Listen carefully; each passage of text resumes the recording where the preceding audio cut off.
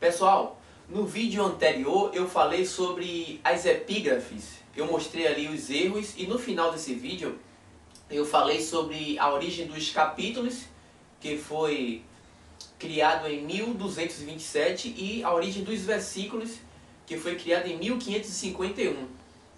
Existem várias pessoas que dizem que quem criou os capítulos e os versículos e colocou as epígrafes, tudo isso foi com a intenção para poder enganar, para poder mentir. Só que não existe base para isso.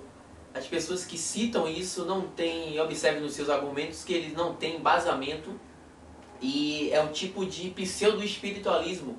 Mas as epígrafes em si, os capítulos e versículos foram criados para facilitar.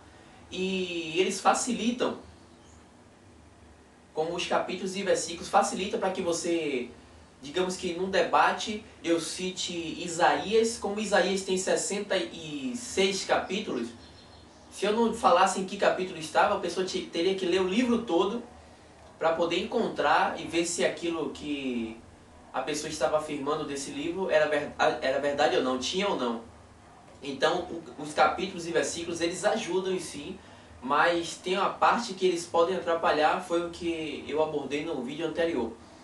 Nesse vídeo eu vou falar sobre uma frase que o pessoal cita aí, dizendo que nós temos que julgar a profecia, mas não podemos julgar o profeta. Muitos falam isso aí, irmão, nós podemos julgar a profecia, julgue a profecia, mas o profeta não. Só que não existe também esse versículo na Bíblia. Isso é um ditado que não existe. O que vemos nas Escrituras é um mandamento que a gente possa julgar. Em primeira carta de Paulo aos Coríntios, no capítulo de número 14, versículo 29, Paulo fala que, tratando-se de profeta, que fale 2 ou 3 e os outros julguem. Claro que você vai julgar o que o profeta falou. Só que quando você julga o que o profeta falou, você está julgando o profeta. E não se a profecia, está julgando o profeta da profecia. Em primeira carta de João, no capítulo 4, versículo de número 1, João fala: amados, não acreditem em qualquer espírito, antes provai os espíritos. Ele está falando das pessoas. Provai os espíritos se procedem de Deus, porque muitos falsos profetas têm surgido pelo mundo. Então ele está dizendo ali, não julgue o que os espíritos, o que os profetas falaram. Ele disse, julgue, prove os espíritos, as pessoas em si. Em João, no capítulo de número 7, versículo 24, Jesus fala que não julgue segundo a aparência, mas julgue segundo a reta justiça, dizendo ali que nós podemos em si julgar agora de maneira correta.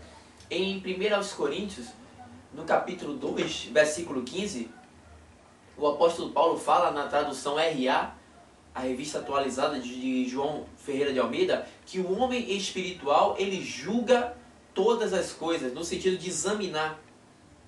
Devemos examinar todas as coisas e só reter o que é bom. Então, devemos julgar os espíritos, sim. Esse ditado que julgue a profecia, não julgue o profeta, não julgue as pessoas, está errado. Devemos julgar, devemos examinar o que ele está falando, para ver se o que ele está falando é de Deus ou não. Em primeira carta de Paulo aos Coríntios, no capítulo 6, versículo 5, Paulo fala ali sobre julgar a causa. Então esse texto de que nós não podemos julgar, julgue a profecia, mas não julgue o profeta, ele não tem embasamento nas Escrituras. E ninguém consegue julgar a profecia do profeta sem julgar o profeta. Quando alguém julga a palavra de alguém, logicamente ela já está julgando esse alguém da palavra. Então não tem como desassociar uma coisa da outra. O que eu estou falando aqui, quando você estiver julgando o que eu estou falando, você está julgando a mim, porque sou eu o responsável dessas palavras. Então não tem como dizer julgue a profecia e não julgue o profeta. Não tem como desassociar uma coisa da outra.